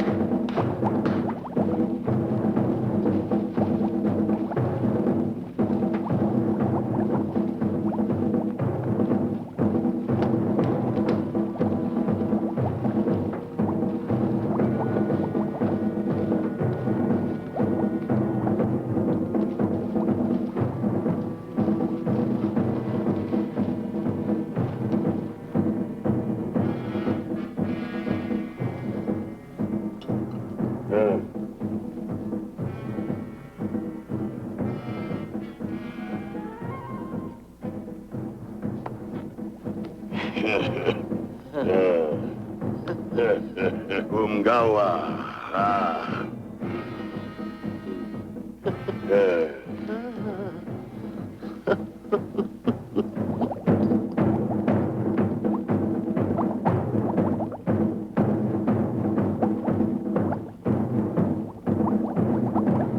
Fine mess you got us into. All on account of your lust for money. Me? Oh, Buzz. Now I know what they mean when they say, boy, are you in hot water. Never thought it was going to be anything like this, though. Your excuses.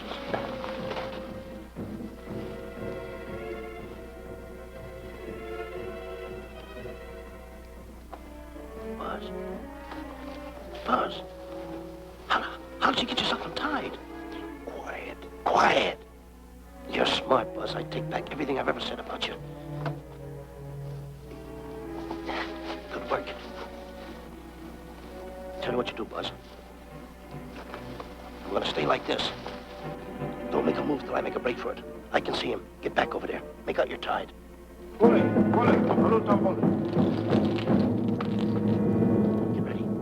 You're turning away. Come on. Come on, Buzz. Come here. Buzz, come on, will you? Can I? I'm still tied. You're not tied. You untied me. I did nothing of the kind. You untied yourself. I did not. Well, untie me. Come on. Get these off. Hurry up.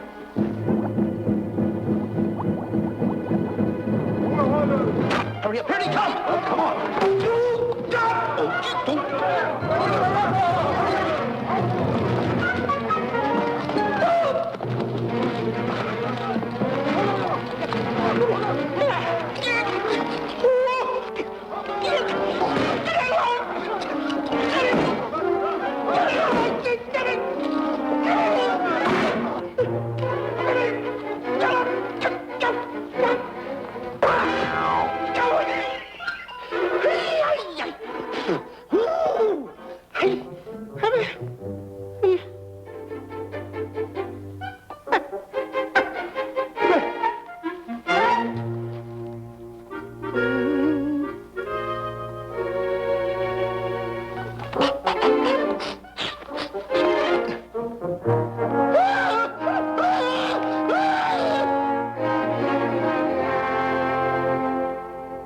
On your mind? You know, Diana, I never did go for that talk of yours about a 20-foot monkey. Really? Yeah. And as for bringing Clyde Beatty out here to capture wild animals, you didn't fool me for a minute. Well, just why did I come to Africa, Mr. Johnson? Diamonds. and I know just where they are. And you can lead us to these diamonds? That I can. But first we'll talk business. You and I will cut this pie right down the center. Isn't that wrong? Now, no bickering. Take it or leave it. I don't seem to have any alternative. That you haven't. So, when you make up your mind, just give Buzz a buzz, huh? Yeah, big boy, hold on to that. Boss, about splitting that pie down the center. I'll handle this my own way. Get ready to break up camp while I give Mr. Beatty his walking papers.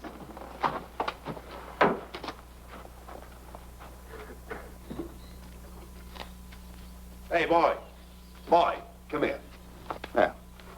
Gather up my belongings that are scattered around here. I might be moving to better quarters.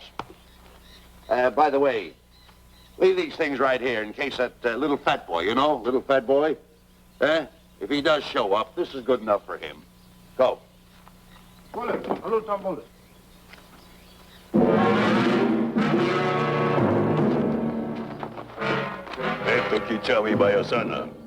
Chief wants to see head man. Yes, sir. And so I've decided there's no such thing as an orangutan gargantua. And now that we have enough animals to have made the expedition worthwhile, I'd suggest that you and your men prepare to leave for the coast. That's all right with me, Miss Emerson. I'll go and tell my men. All right, Mr. Beatty. Miss Emerson, there's some fellas out there who want to see you. They want to hold a conference. I think you better hurry. All right, Harry.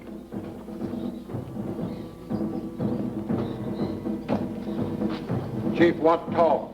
We'll talk in the hut.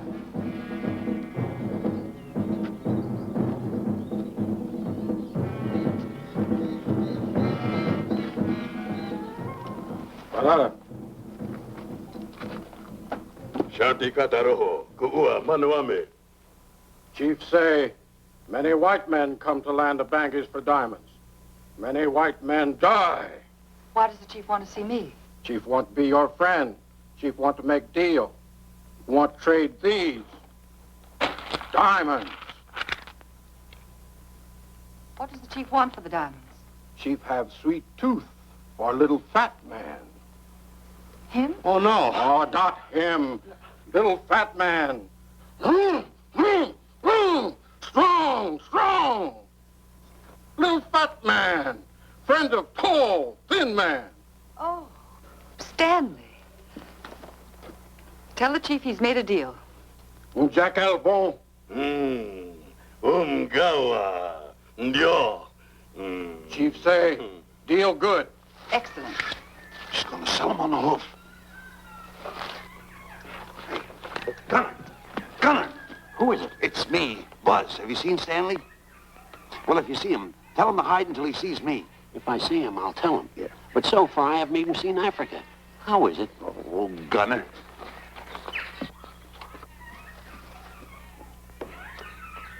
Hey! I'll tell him later.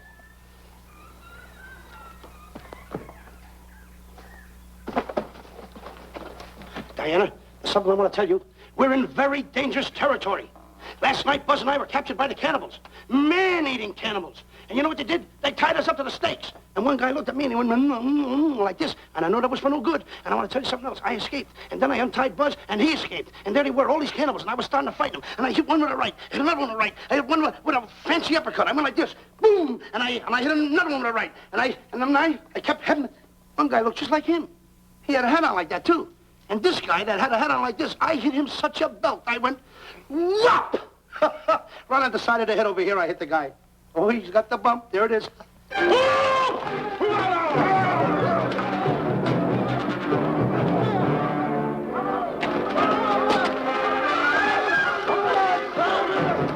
Quick, after Stanley.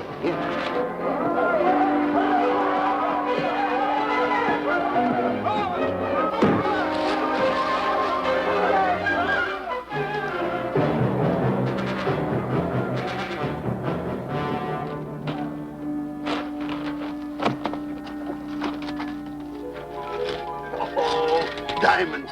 Diamonds. Dropped in my lap by some kind fate.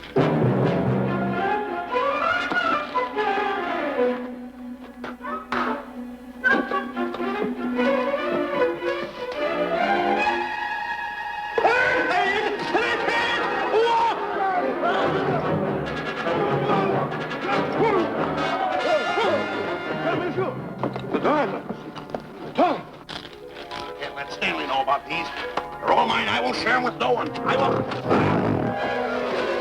Hey, Bash!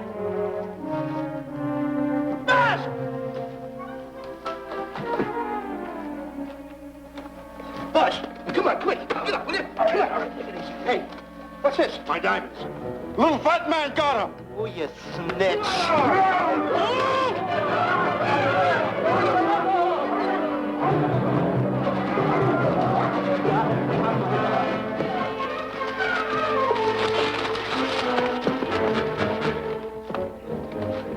Can you see them, Stanley? Stanley, what am I going to do? My diamonds. My diamonds. That's what they're after, my diamonds. Oh, no, they can't take my diamonds from me. It ruined all my dreams. What happened to my boats? My buildings? Give me my diamonds. I know what I'll do. I'll bury them. I'll hide them. They'll never find them. I can always come back and get them, Stanley. Here, here's a good place right here.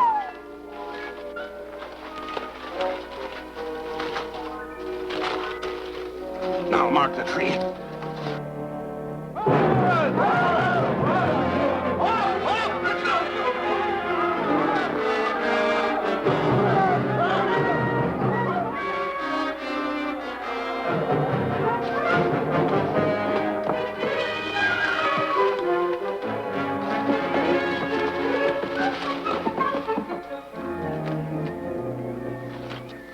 Come on, boys, load the truck. The men have finished setting the traps, Mr. Buck. Said to carry a pretty rough cover. Well, I hope we bag some big ones here. More! The cage, come on! Get me out of here! Someone get me out of here! All right. Come on, Razor, get her out of there. Have you seen a short, fat man and a tall, thin man running through the jungle? No, and I don't want to either. Now I'll never catch up with them. Where are you going? Wait a minute. Where are you going? I've got to find them. You're not going to run around this jungle alone. You stay right here with me. Hey, we're back with Connie the Badger. And I'm here with Sarah Wiley. Hey. And Sarah, where would people know you from? Naked and Afraid, Season 8, Episode 3. Wow, so it's been a while since you're one of the OG cast members at this point. That's right. Mine was in 2017. And you were out there with Duck, right? Duck, yes. That looked like quite the experience. Yep. Did you two get along well? We got along for the most part. Yeah, I think everyone has issues, but it seemed like you guys had a pretty good rapport. We really did. I think we you know really how to work with connected people. well, yeah. Yeah, I've noticed about you, you know how to work with people well. You kind of assess people's strengths and kind of go with that. That's right. So you're definitely an observant person. So what made you go on the show? So the show called me. I had a friend that was in the Marine Corps with me that had heard that they were going to do Pick Your Own Partner episode, which they never did. But he applied and put my name in for me. Oh. Did he make it on? He did not. But you did. I did. It's funny how that works out. Yes, it was definitely very interesting because at first I said absolutely not. They called me multiple times before I agreed to doing it. So, what was holding you back? Mostly my husband at the time. Okay. Yeah. And did you feel like you learned a lot of the skills you have from being in the military? I would say a lot came from growing up in the country. My dad was really, into that sort of thing, and so I learned a lot from my father. And then, follow on with the Marine Corps, and then just always loving and being in the outdoors. Yeah. I mean, so it's been a while since you're on. Would you ever go back? I would love to. Absolutely would love to.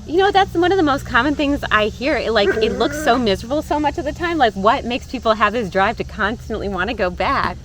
So it's a very grounding, eye-opening experience, I think, just to be, put back to, taken out of society, I guess, and take the phone out of your hand and there's a dog here. Take away the everyday busy bustle and all of the conveniences that we have, really. Yeah. And it gives you a lot of time to kind of think on what we have and what we need and what we really want in life. What about you, or what skills do you have that you feel like you didn't get to showcase or didn't make it on the show that you would love to show? So I made a fish basket and they showed it fail over and over and over again. But we actually caught snake as well as fish that we did eat on while we were out there. And so that was kind of disappointing. They always show it fail. So it was actually more successful than it seemed like. So you actually like made a pretty good fish basket. I did. And if you could have, like, with the knowledge you've had, if you went back on the same challenge, is there stuff you would have changed in hindsight? I don't know that there is, to be honest with you. We didn't use our shelter because the bugs took it over after a few days. But we didn't have the rain and that sort of stuff to worry about. And so, you know, we were just sleeping by the fire every night. We used our shelter, I think, once when it rained. Other than that, we just hung out by the fire. But I think everything went very well for our...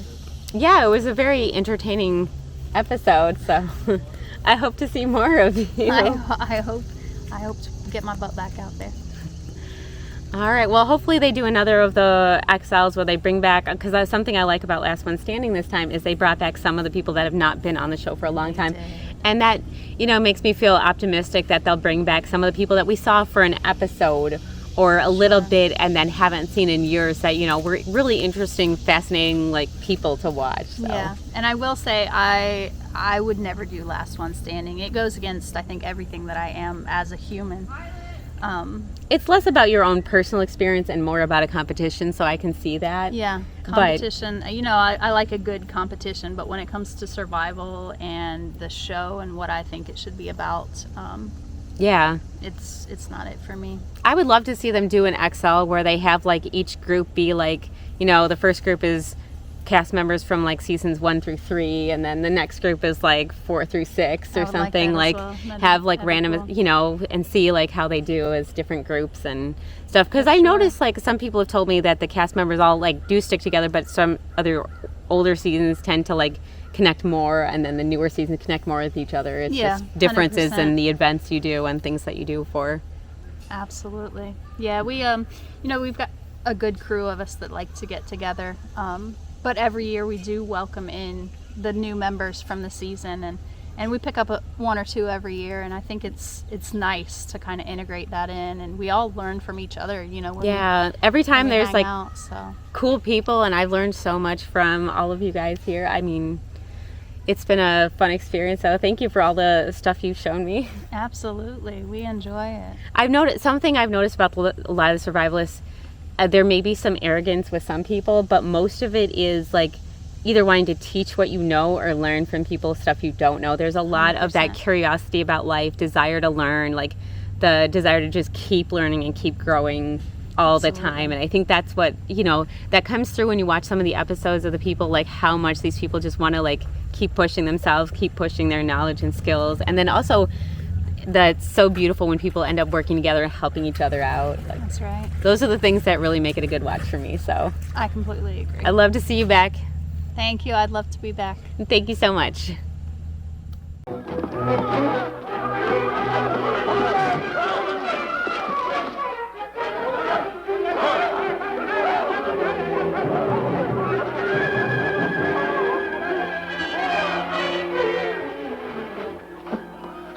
Come on, Stanley.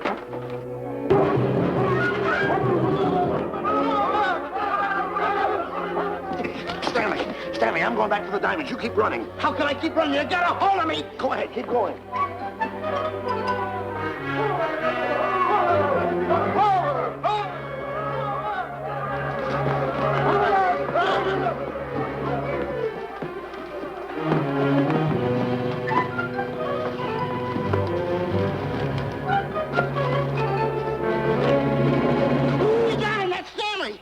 Keep him covered, Gunner. Not me, him. I'll go get help.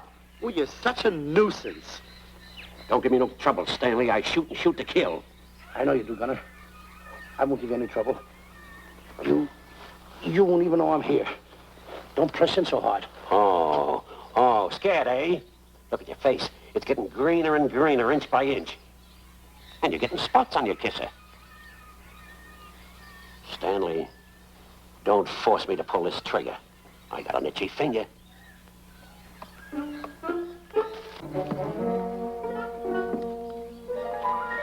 Ah, here it is. My diamonds. Where are my diamonds? I put them here. My diamonds. Who's that? Is that you, Harry? It's me, Harry. He's scared stiff. He didn't budge an inch. He didn't? No. Did you find Boots and Grappler? No, I didn't. I'll tell you what you do. Keep Stanley covered. I got him. Keep him covered. Got him? We'll bring him back to camp. Okay. He's a pretty dangerous kid, this Stanley. You did a good job there, kid. Oh, not Let's a get squawk out of him. Keep walking. Hands high, keep walking. Diamonds.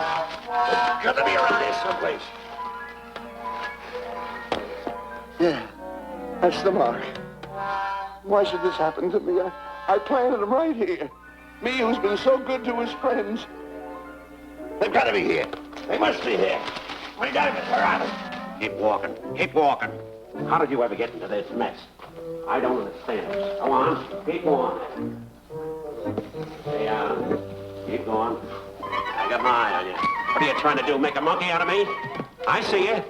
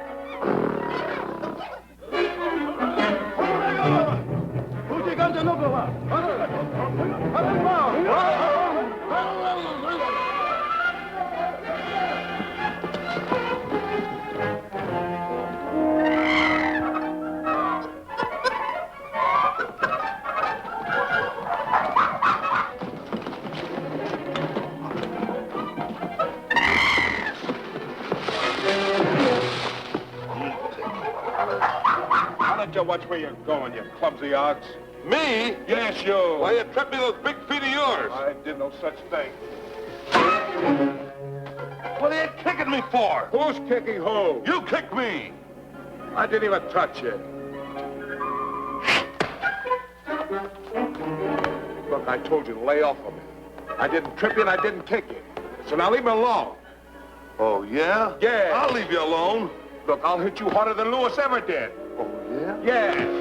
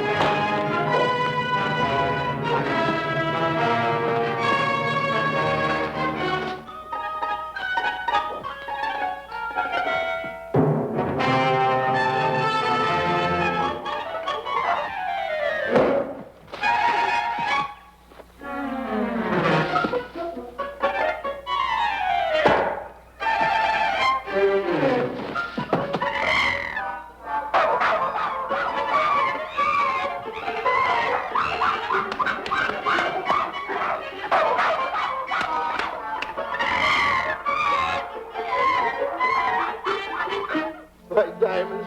No, no.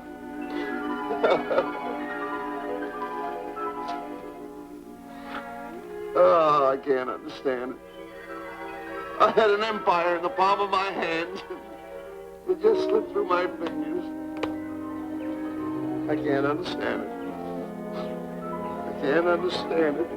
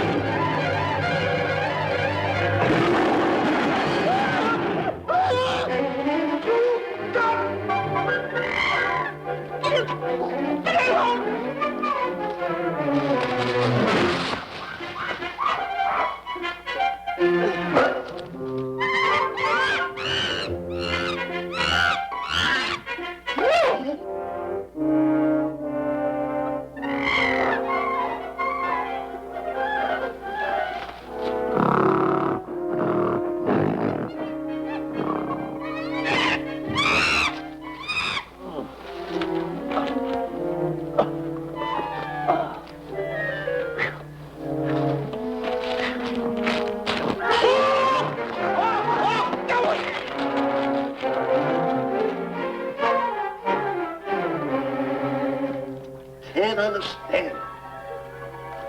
My big buildings, my airplanes, my railroads, my yachts. I should be on one of my yachts right now. Look at that guy. A raft. Can't understand it. Bus! Bus! Bus! Where you going? I'm going home. Wait for me. Take No, me. you don't. I've had enough of you. Move the raft over here. Oh, Let me get nothing on. over there. You're nothing but a little jinx. You've always been a jinx to me. I don't understand it. You don't understand. I don't understand. Go on, get yourself lost.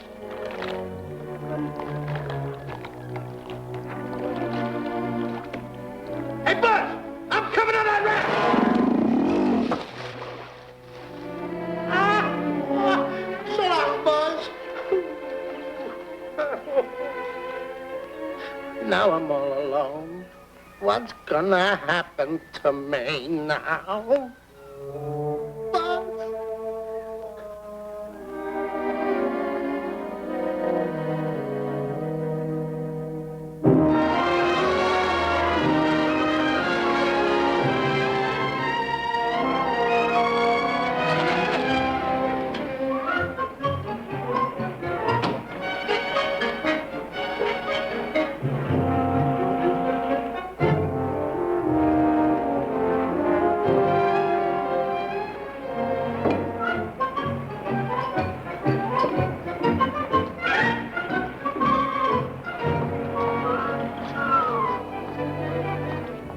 Morning, sir. Good morning, Mr. Livingston. Polish every one of the letters. They're important, you know. Yes, sir. Good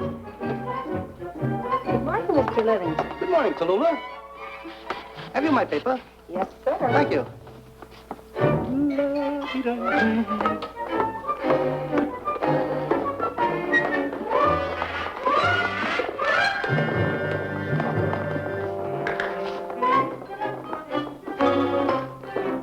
Morning, Mr. Livingston. Morning, Mr. Marshall. How do we stand the gin rummy game? Oh, you owe me about 22 cents. See you at 2. Yes, sir. Don't forget.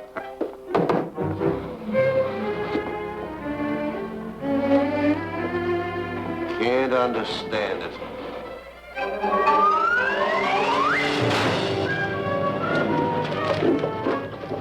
Sunday driver. I'm sorry, sir. Mr. Livingston, what about that raise I've been asking you about? I'll talk to my partner. If he's in. Thank you, sir.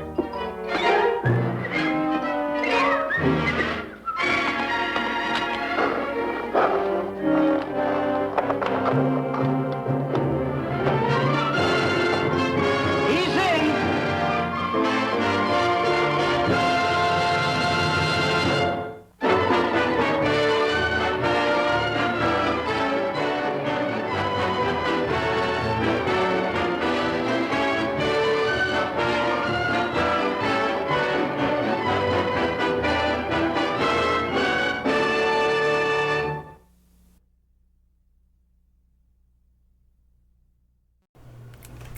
Thank you so much for joining us for this fun movie. I really enjoyed it. I think it's fun, very slapsticky, of course, as Abbott Costello is. I have a few other trivia things to tell you about. So there's a comment by Boots, who was played by Buddy Bear, to Grappler, who was played by Max Bear, saying, "I'll hit you harder than Lewis ever did."